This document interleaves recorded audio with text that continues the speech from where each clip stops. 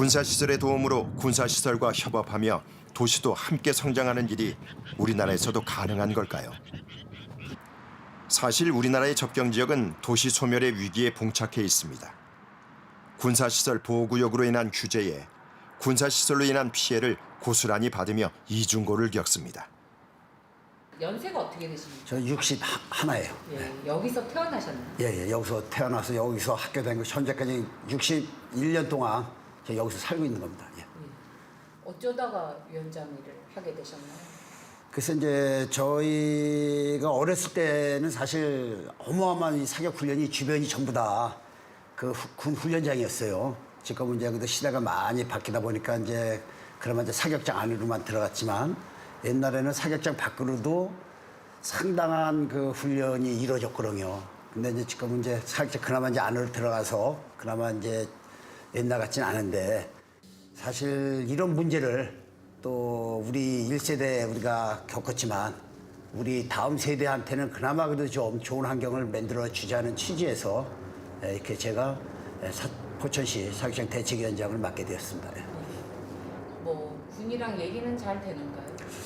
그래도 이제 예전에는 사실 헬기 소리인가요? 예. 지금 뭐 이건 뭐 별로 그냥 수시로 듣는 소리예요, 사실요. 근데 이제 저희 같은 경우는 맨날 듣다 보니까 이제 면역이 돼가지고 잘 못 느끼는데 지금 이제 보시다시피 이런 소리 보면 민감한 사람들 상당히 크게 들리거든요.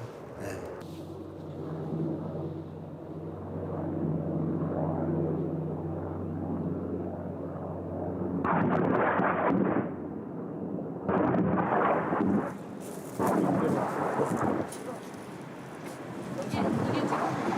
외집 분들은 그래서 여기서 못 살 동네예요. 여기가 오면은 왜 이런 진짜 전쟁터 같은데 어떻게 사냐 그러는데 우리는 70년 동안 여기서 살았어요. 그러다 보니까 어느 정도 면역이 돼서 이제 그나마 저건데 외집 사람들은 진짜 이런 데서 못 살죠. 그러다 보니까 자꾸 인구도 감소하고 누가 여기 들어와서 살라고 하질 않으니까 거기다가 경제적인 그 집가 하락이든지 다 이게 동반되다 보니까 진짜 여기 포천이라는 그 저게 죽음의 도시로 자꾸 간다고 보는 거예요, 지금.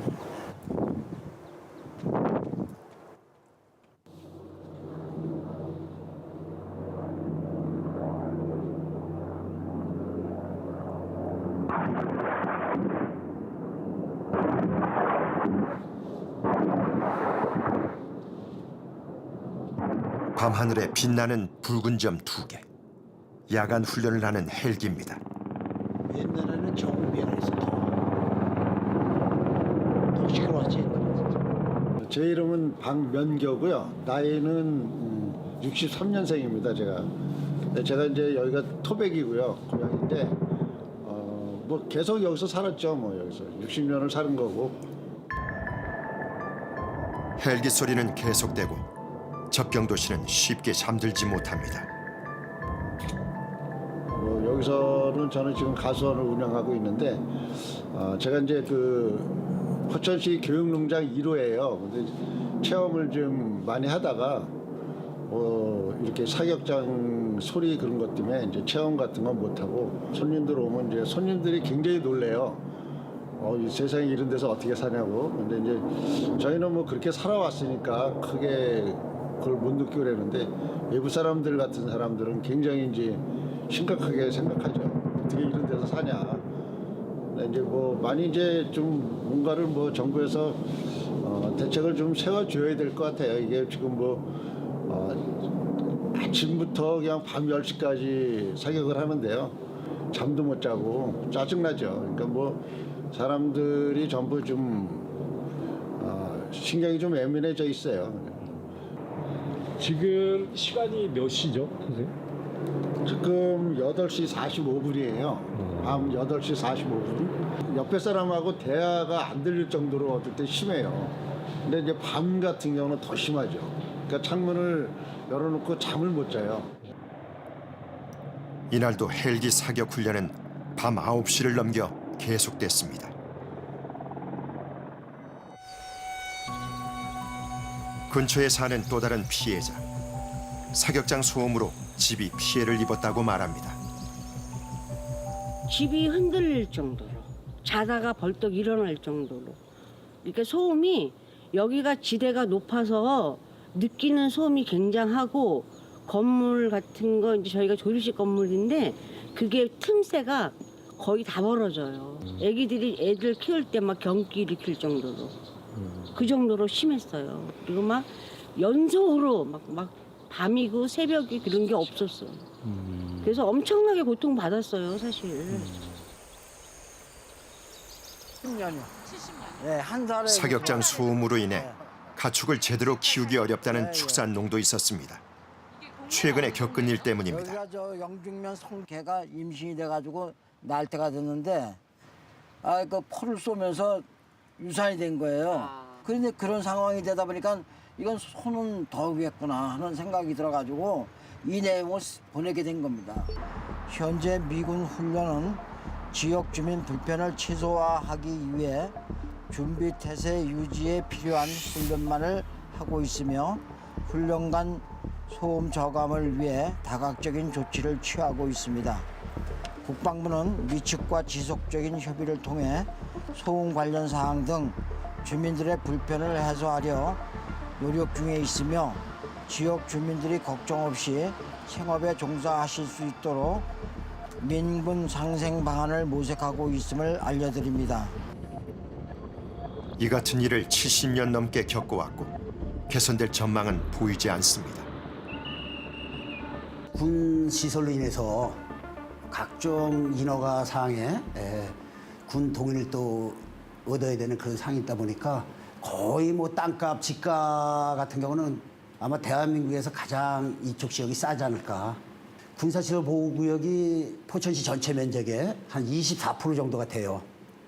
그러다 보니까 4분의 1이라는 그런 면적, 어마어마한 면적을 지금 군사시설 보호구역으로 묶이다 보니까 상당히 이제 발전에 제한적인 게 상당히 많죠.